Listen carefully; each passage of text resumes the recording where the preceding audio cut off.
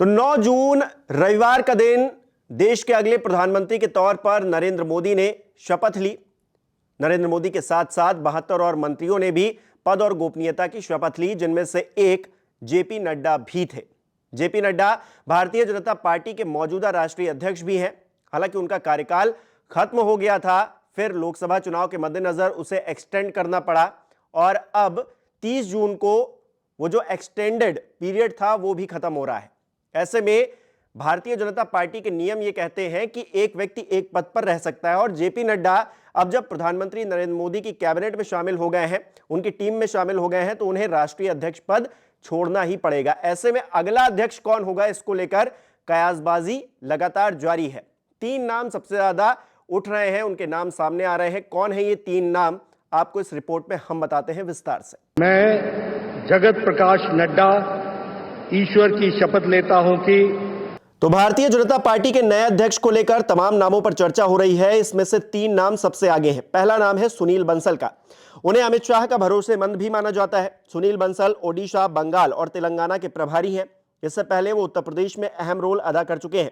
UP में अच्छे प्रदर्शन का ही इनाम उन्हें मिला था कि उन्हें पार्टी ने राष्ट्रीय स्तर पर भूमिका दी। लोकसभा चुनाव प्रचार के दौरान भी वो भाजपा के कॉल सेंटर को देख रहे थे, फीडबैक ले रहे थे और उसके आधार पर जमीन पर काम करने का प्लान भी तैयार किया गया था। उन्होंने कम अरसे में ही भारतीय जनता पार्टी हाईकमान का भरोसा जीता है। इसके अलावा एक और नाम विनोद तावड़े का भी चर्चा में है। वो पिछड़े समाज से आते हैं और बीते कुछ सालों में तेजी से उनका नाम उभरा है। महाराष्ट्र से आने वाले विनोद तावड़े राज्य सरकार में भी मंत्री रह चुके हैं। फिलहाल वो महासचिव हैं और बिहार के प्रभारी भी हैं। लोकसभा चुनाव कैंपेन में भी उन्हें अहम जिम्मेदारी दी गई थी। तावड़े को कुछ ही समय में काफी अहमियत दी गई है और वो मोदी सरकार की योजनाओं के प्रचार का कामकाज देखते रहे हैं। इसके अलावा एक नाम अनुराग ठाकुर का भी अचानक से चर्चाओं में आ गया है। इसकी वजह यह है कि वो हमीरपुर सीट से जीत कर आए हैं। बावजूद इसके उन्हें मोदी कैबिनेट में शामिल नहीं किया गया, जबकि पिछली सरकार में उन्हें काफी तवज्जो दी गई थी और उन्होंने अपने आप को साबित भी करके दिखाया था। ऐसे में अध्यक्ष पद के लिए कयास उनके नाम को लेकर भी लगाए जा रहे हैं।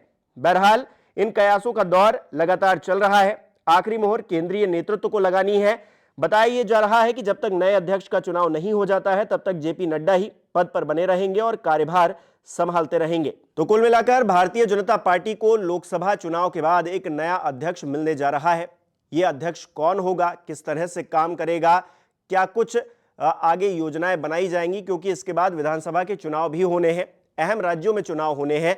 तो ऐसे में यह अध्यक्ष का पद जितनी जल्दी हो सके उतनी जल्दी भारतीय जनता पार्टी को भरना भी होगा, क्योंकि चुनाव जो विधानसभा के हैं वो भी अब दूर नहीं है। लोकसभा चुनाव में जिस तरह का प्रदर्शन भारतीय जनता पार्टी ने किया है, अपने ही नेता उससे खुश नहीं है, जो केंद्रीय नेतृत्व है वो भी इससे खुश नहीं होगा। भले ही एनडीए की सरकार बनी है, लेकिन भारतीय जनता पार्टी ने बहुमत हासिल नहीं किया है। इस बात से आहत जरूर होंगे। वो प्रधानमंत्री नरेंद्र मोदी हो सकते हैं या फिर दूसरे, तीसरे, चौथे नंबर के नेता भी हो सकते हैं।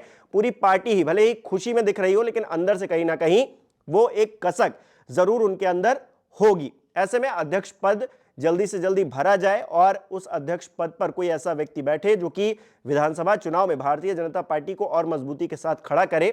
ये सोच जरूर केंद्रीय नेतृत्व की रही होगी। और ऐसे में अब जब 30 जून को जेपी नड्डा का कार्यकाल खत्म होगा, तो उसके बाद जल्द से जल्द इस पद को भरा जाए और उस पर किसी ऐसे योग्य व्यक्ति को बैठाया जाए जो भारतीय जनता पार्टी को आगे लेकर जाए। इस तरह की प्लानिंग चल रही है। फिलहाल कौन होगा अगला अध्यक्ष, इसको लेकर कयासबाजी का दौर जारी है। हमने 3 नाम आपको बताए, इन 3 नामों पर चर्चा चल रही है। फिलहाल मीडिया में ये 3 नाम ही चल रहे हैं। इसके अलावा अगर कोई नाम होगा तो न्यूज़ 24 पर हम आपको ताज़ा अपडेट देते रहेंगे। आपको ये रिपोर्ट कैसी लगी हमें कमेंट करके जरूर बताइए। बहुत बहुत शुक्रिया। नमस्कार, मैं हूं मानक गुप्ता। अगर आपको हमारा ये वीडियो पसंद आया हो तो इसे लाइक और शेयर जरूर करें और हां, हमें सब्सक्राइब और फॉलो करना ना भूलें ताकि आप देश और दुनिया की कोई खबर मिस ना करें। तो जुड़े रहिए हमारे साथ और देखते रहिए न्यूज़ 24।